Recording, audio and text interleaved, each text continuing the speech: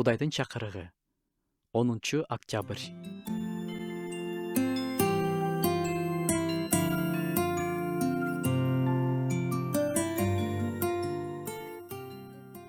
Элчилердин иштери китебинен мындай аят окуйбуз.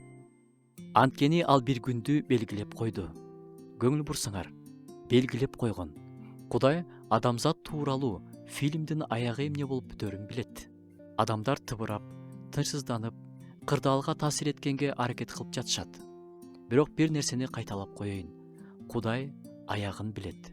Анткени ал Кудай, бардыгы анын бийлиги астында. Андан ары окусак, ошол күнү ааламды өзү алдын ала белгилеп койгон. Адам аркылуу адилеттик менен соттойт. Ким ал? Ким аркылуу дүйнө соттолот? Аны өлгөндөрдүн арасынан тирилтүү менен ал муну бардык адамдарга далил катары көрсөттү. Демек, бардыгын жыйынтыктап айтканда, Ыйса Машаяк бул дүйнөнү соттойт.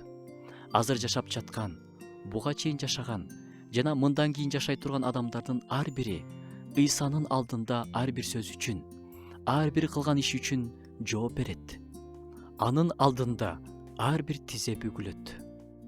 Жерде жашап жатканда өзгөчө балдар арасында "А эмнеге ал кылбайт? А эмнеге аны жазалабайсыңар? Ал биринчи баштаганда" деген суроолор болот. Ата-энелер адатта "Аны жөн кой, сен өзүң үчүн жооп бер" дешет. Кудайдын алдында андай болбойт. Анын алдына барып, тиги мени күнөөгө түрткөн, тиги себепчи болгон, мен күнөөлүү эмесмин деп айта албайбыз. Ал жакта бардыгы айкын болот. Кудай белгилеп койгон ал күнү ар бирибиз өзүбүз үчүн жооп беребиз. Ал күн тууралуу бүгүндөн тартып кам көрүшүбүз керек. Ушул убакка чейин кылып келген жаман иштерибиз, сүйлөгөн жаман сөздөрүбүз эч жака кеткен жок. Алардын ар бири эч ким жок жерде жасалган болсо да, Кудайдын алдында ачык. Ар бири үчүн Кудай белгилеп койгон күнү жооп беребиз.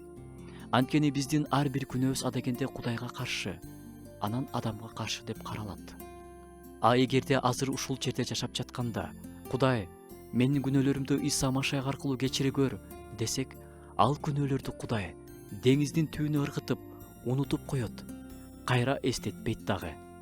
Мүмкүнчүлүктү өткөрүп жибербе.